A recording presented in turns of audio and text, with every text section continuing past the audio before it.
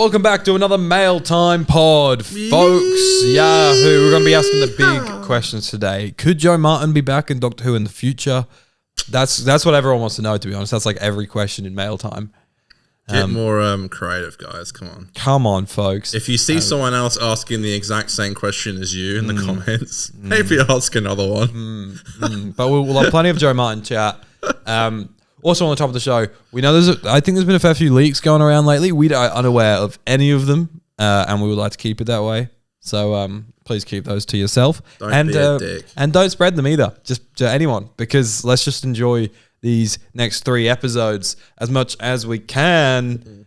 Connor, got the Cokie? Yeah, man. Sody. Yeah, a Coca-Cola classic. Yeah, man. That's good. That's what I do around here. That's cool. All right, well, let's get into the show. Connor, can you hit that sting for me? Everyone, you can follow us on Twitter and Instagram at 50 Doctor and on TikTok at 50 Doctor Who. 50 podcast. Yahoo. Once again, I'm still recovering from that cough, so if I sound a little bit rough, It's okay, I forgive you. That's why. It's just because I have a massive dog in me.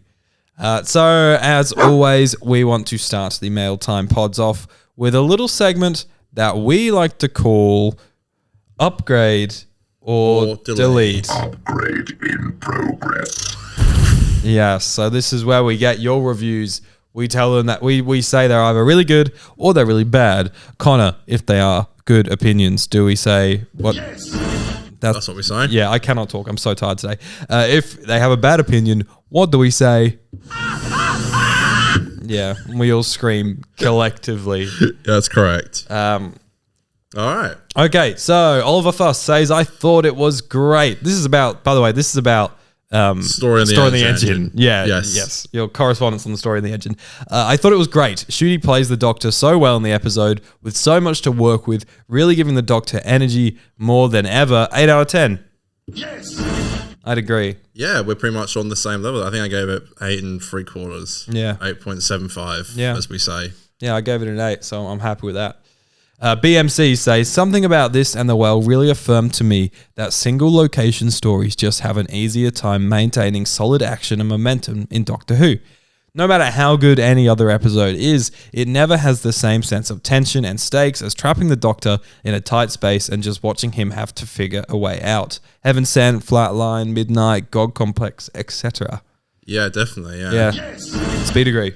Yeah, it's really it's like, it's that confined set thing, it's like the Reservoir Dogs type of thing where they're just set there and it's honestly, I'll take stuff over that over like a big like action set piece. Like this episode is like a very like dialogue driven one and I'm here for that. I think that's why I enjoyed it as much as I did. Can I raise another episode to this list? Yes. I think it's called Detained. Is it Class Series 1, Episode 6? Episode 6? Yeah, it's such a great episode. Great episode. Yeah. Justice for Class Series 1, Episode 6. Just stuck in a classroom. Yeah. Waking up in someone else's bed is what I was waiting for. Dun, dun, dun. God, sometimes that plays on my Spotify DJ, and I'm like, that's a good song. It slaps. It's kind of bad, but kind of good. Yeah. But no, the other thing is that it also is just like really easy on the budget. So it is good. We're not changing location all the time. It's a great episode to watch, and also it's easy on the budget. Did you hear that the writer was apparently writing a script for the Chibnall era? No. Yeah. I didn't know that. So apparently Russell saw the play called like The Barbershop something that this guy wrote that people think. That I knew. I've not seen the play. I don't know how close to the play this is, but I think there may be a bit of crossover with the actors there or something like that. Okay. So that's the play the writer had written. Russell saw that play and then went, oh, I like him. I'm going to inquire and see what he's up to. Maybe I can bring him into Doctor Who. Yeah. When he did that, turns out he had just been developing a script for the Chibnall era that hadn't been used. Wow. So who knows? And I love I saw people saying like it really feels like a Chibnall era script, even though it's not. Like it's 100% written from scratch for this episode. But like Joe Martin cameo, it's very like towards the end it gets very dialogue heavy without words meaning anything. Like that's something we always say about the Chibnall era. It's a lot of people just talking and the words mean nothing. Yeah. Not as bad in this one, but it is there. I can see that. So was that one of those like COVID type things where they're No like going idea. to do like a full series. I and can then- imagine that there's probably always a couple extra scripts in development. Maybe, I don't know. Like that don't get used. I don't know. That's a guess. I don't know. Okay. James Top Boy Okay. Yeah. says, I found this episode genuinely as boring as can be. This is the first episode of the season where I went bored now at the top of my lungs mid-episode. No plot, random fan service, dialogue made up on the fly. Boring, boring, boring. 5 out of 10 at the most. Okay. Well, That was harsh. I have seen some discourse of people really not liking this episode. They kind of say similar things to that. I think it is quite a divisive one, and I could see this episode becoming like a verbal jargon and not really a lot of things like you were just saying going on at once, and it not really necessarily going anywhere, and maybe a little bit too convoluted for its own good. That being said, I personally really enjoyed it. Sometimes you can just watch things and it connects with you and it doesn't connect with someone else. So yeah, but I have seen a few people saying the same arguments as that. Yeah. But that's just not how I felt. But I felt that way about The Well. I didn't like The Well and everyone loved that. So it's like, why didn't I like that? It's just sometimes you just don't like things. Sometimes just don't hit. Yeah. Mr. Scarlo says, really good episode. We are on a home run. This and Lux are the highlights of the series. Amazing concept, great actors, 9 out of 10. Yeah, well, yeah, I think it's definitely one of the highlights of the series thus far. I would say for me, yeah, Lux, this, and Lucky Day, I think are really good standouts for this series thus far. Matty says, peak might be my favorite episode since Dr. Falls. That episode was phenomenal. Yeah, I think I saw Mr. TARDIS say that as well. Yeah. I'm definitely not that gassed up on it, but Yeah, I agree. But I think this is definitely the best run of episodes. It's definitely the best run. Like it beats Chibnall any good run in there, beats any good run from season 1. And it's hard. You kind of just keep going further and further back because even series 10, it's like, it's not so much the episodes that I love. It's the dynamic between the 12th Doctor and Bill and Nardole that I like about Series 10. So if I was looking for a run of even 3 episodes, let alone 4 in Series 10, I'd sort of go, they're probably not that strong until you get to the finale. Yeah. And then same for Series 9. It's very up and down, pretty mid in a lot of places. Series 8, maybe. It's quite up and down as well. I'd probably say 5. Since Series 5? Probably. That's sort of where I was heading. When you look back on it. Yeah. This is the kind of like season I dreamed of and imagined with this whole Disney deal. This is what I reckon is the best run of episodes since. Uh-huh. I don't know if this counts. Since the Pandorica opens, the Big Bang, A Christmas Carol, Possible Astronaut, Day of the Moon. What about Name, Day and Time? Does that count? Skip. Okay. But yeah, I think it's the strongest since the end of Series 5 into Series 6 because that's a good little run there. Oh God, why couldn't I have loved Robot Revolution? Then I would be on like a complete win streak. Well, it's because it's shit, that's why. Yeah. Adam says, really loved the setting and loved the visual concept of the spider. I would have loved some higher stakes, like if the engine stopped, they'd all fall into the Nexus. Will always love seeing a past Doctor's back on my TV screen. Star eye emoji. Yeah. Papa. What's that? What's the big eyes? Well, when they like the awooga. Oh, like awooga. Like the wolf whistle when the eyes come out of the sockets. Awooga. Me when Right. I see 4 good episodes in a row. Awooga. Not 5, just 4. I agree. I think the spotter's in it for like a minute, maybe, all added up. Also, someone did comment and reminded me the spider does blow up in the trailer. Yes. And that does happen in the episode. Yeah. But luckily I enjoyed the episode enough to not let it annoy me. But Yeah, I was pissed off about that. When I was watching the episode, I'd kind of forgotten about the exploding shot from the trailer. And then as it exploded in the show, I was like, oh yeah, well that's... I don't know why, like even when when Belinda says her infamous line, "You're overloading the robot engine. spider. I know all about these technologies." Your third engine's I don't about to know. blow. For some reason, I didn't put two and two together that the spider was about to explode. But, Right. Yeah. Yeah, it's. I think we could have done with maybe a little bit more. It could have easily just been like a CGI thing, but I think we could have done with a little bit more intensity of. Although with that scene where they open up the door and the Doctor's about to fly out, it looks fantastic, and, It does. and I that's probably one of my favorite scenes from the episode. So, yeah, Jeremy says, really great. And Is that it? he does go on. Okay. My headcanon is the Doctor went and found the barber shop and Omo originally after everything that went down in Dot Bubble. He wanted to find people that would accept him, essentially the opposite of Lindy's people.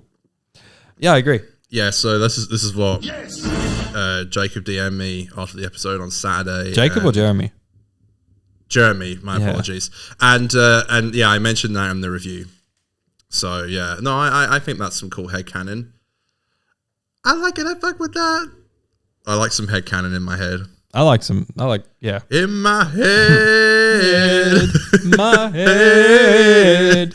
Yeah, I like that. That's a good little theory. I think it totally makes sense. I'm here for it. Fucking Linda Pepperbean. Is that her name? Yeah. You know, when I don't think I mentioned it in the Lucky Day review, but I meant to mention it, was that all of our critiques for what we wanted out of Lindy and why Dot and Bubble didn't work for you and I is sort of what they did in Lucky Day.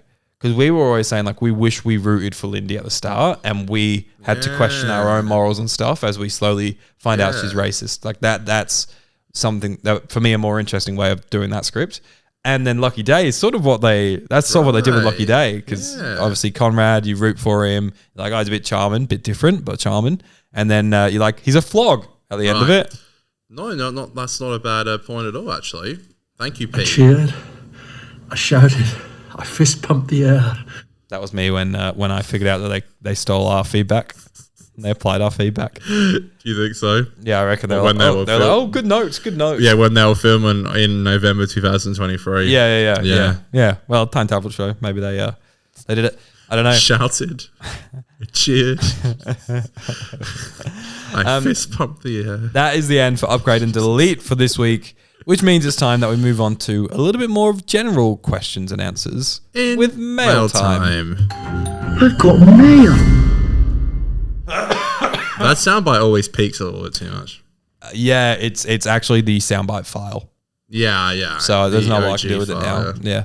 So just Ligma really. If it was the Rodecaster 2, you can actually edit the sound bites on the actual thing. Oh, that's so handy. Turn it down because I have stuff. to on Premiere Pro. I have to do it. Yeah, it's dumb. Anyways, Kyle says random. I know, but if Doctor Who did a crossover with any other franchise, what would you like to see? I know there's been a few in comics and cartoons before. Random Okay. I remember there was going to be that Harry Potter one. Remember there was going to be that? Oh yeah. I mean, like that's obviously poorly aged now. Yeah, with obviously. good old JK, but we should get that on the soundboard. I'm pretty sure there was going to be a Harry Potter crossover. Yeah, there was. So an idea was, I think it was in the Writer's Tale. Russell wrote about this. I'm not sure. It is definitely somewhere. Yeah. That there was going to be an idea where JK's books were starting to like come to life or something like that. It is bizarre. It is insane. Could you imagine if that actually happened? Like that would be insane. But it does make you go, like this Russell guy who throughout season 1 we were saying he's lost the source. I think there's been times where he's also not had the source in the past because that is the most insane and just probably not great idea in the world. Yeah, Russell's definitely had some bad scripts and ideas in the past. You're a fool to not think that. Yeah, but he's still the GOAT as well at the same time. Sure, him or Steven. Steven's the GOAT. He's Russell's the kid, the baby goat. Okay. That's so condescending. I did not mean that condescendingly. There are no baby goats. A baby goat is a lamb. What's a kid? A kid? Yeah. They're like a human version of us, like a baby version of us. No. A baby goat is a kid. Get the fuck out of Idiot. here. No. Idiot. A baby goat is called a kid. The act of the act of a goat giving birth is called kidding. Okay. Wow. Wait. A baby female sheep is a lamb. That's true. This is our audience right now.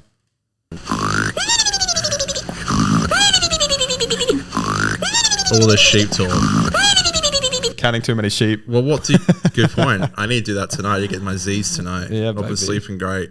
So I would say a crossover episode. I'm going to say, remember there was Hulock?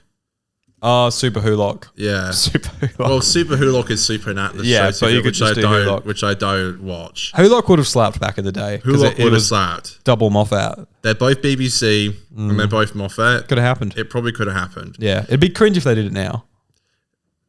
Even if it was like a Children in Need, like Yeah, that'd be sick. Crossover. I like that. That's the perfect time for these kind of crossovers.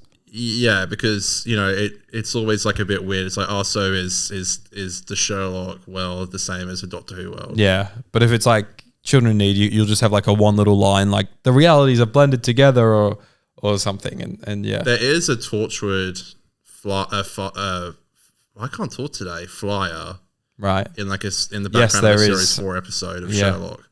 So maybe it is the same. Bit sus that. What would you pick? What would I pick? It is so hard.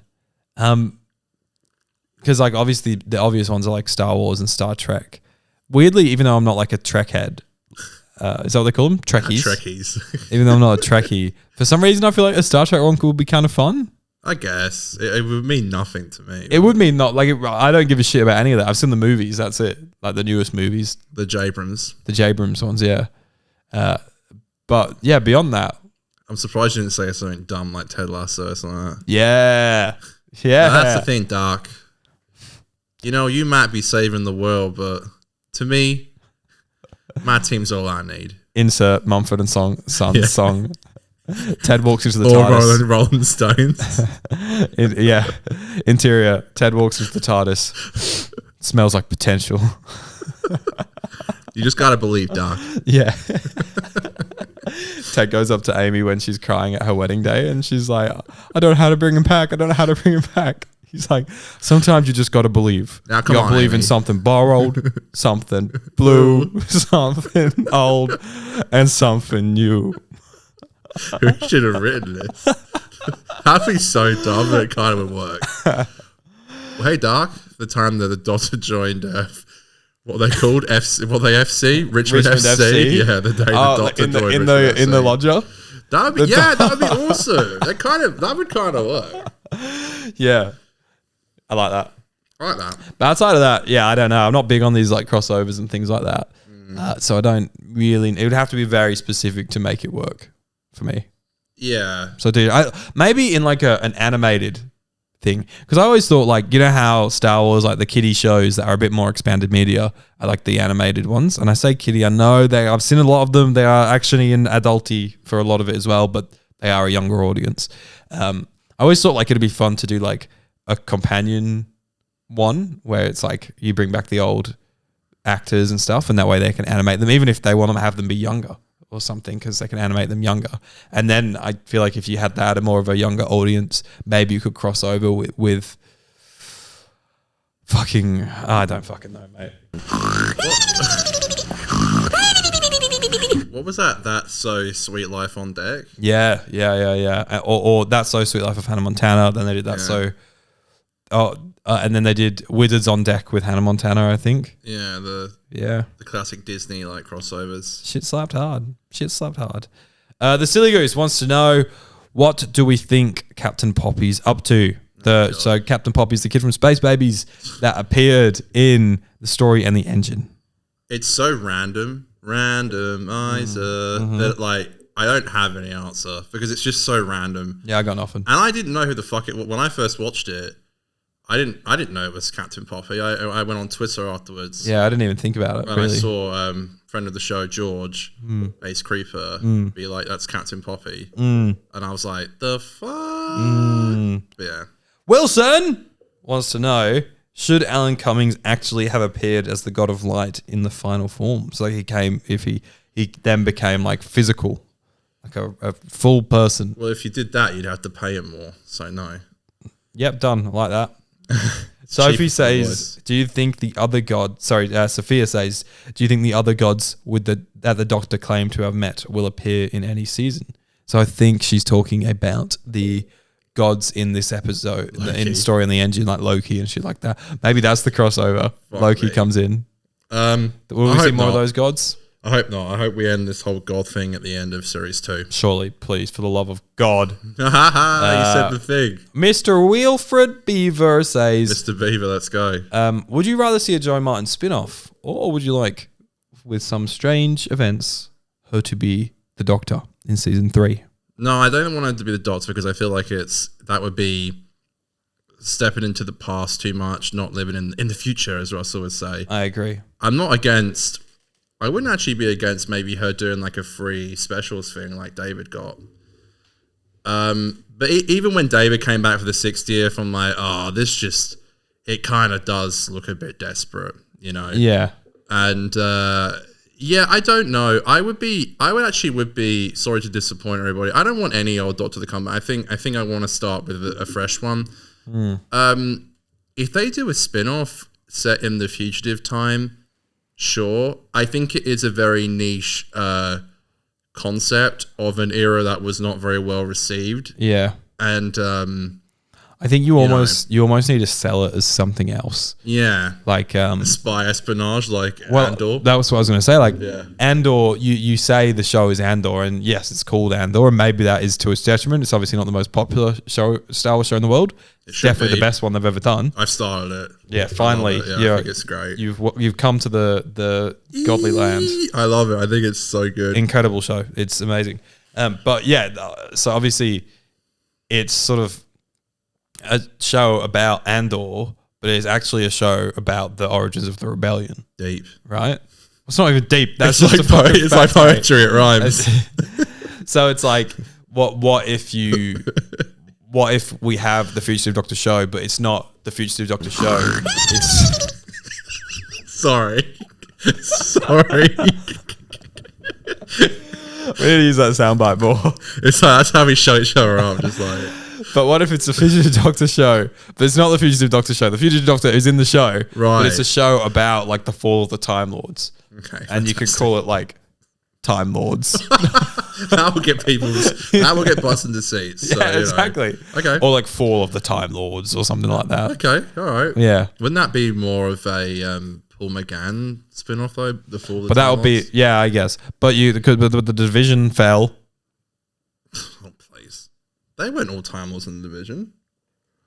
The Division series. It was a memory of the TARDIS. The soundbites are Detonate the shed TARDIS. There you go. the soundbites are absolutely on one today. Sorry, everybody. All right, let's do a couple more just to wrap things up here. Kane Burney says, "How would you describe Shooty's Doctor from what you've seen?" Bernie Sanders. I feel like he's someone that I would love to hang out with, but probably wouldn't be best friends with. Oh, you mean I thought it was like as in like an arc way.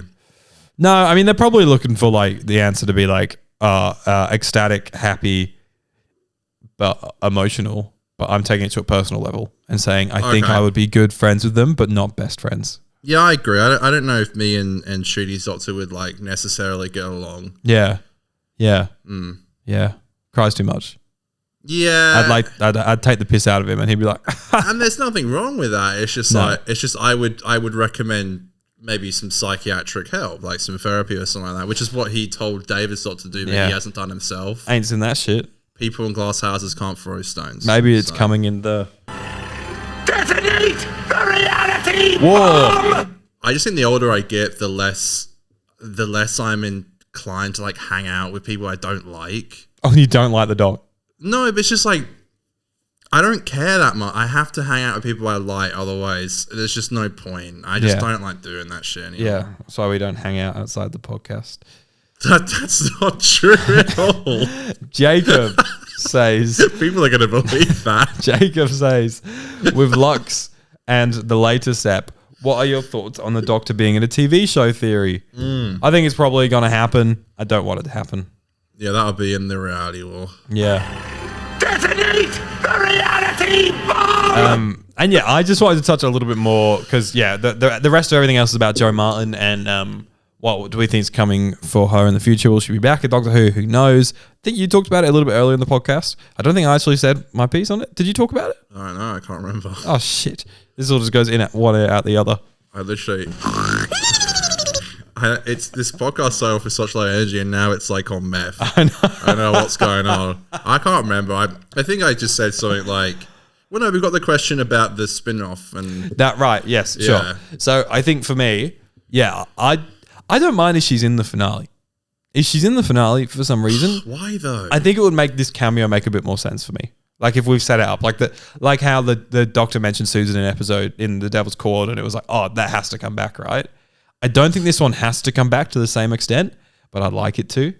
But it's got no reason, really. Yeah, I don't want her to be the next Doctor. As much as I'd love to see more of her as the Doctor, I think, yeah, we just have to, we got to move forward, guys. We got to move fucking forward. It's the only way to do this show. I don't get, like, Russell's so obsessed with this damn storyline. It's just, it's like in Unleash, he's like, we want to make sure that people know she's still there. So it's like, well, does that mean you have to show Peter Capaldi to show that he's still there, that Matt Smith's still there, They try that to show Jodie Peter, but Whittaker's still he wouldn't there? come back.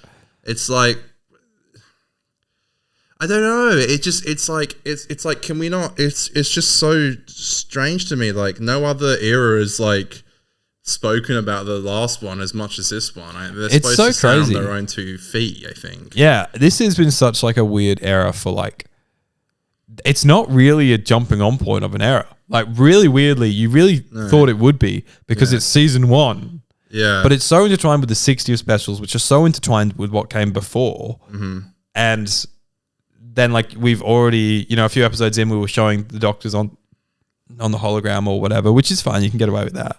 But now like you've got Mel coming back throughout it. You've got now the Fugitive Doctor, a cameo that doesn't even make sense because the Doctor started the episode by saying, I'm the first one. I'm the first Black Doctor or something. I'm paraphrasing, obviously. Yeah, he did say that, yeah. So it's like, yeah, they're like contradicting the own law of that era that they're trying to set up. So it just is baffling.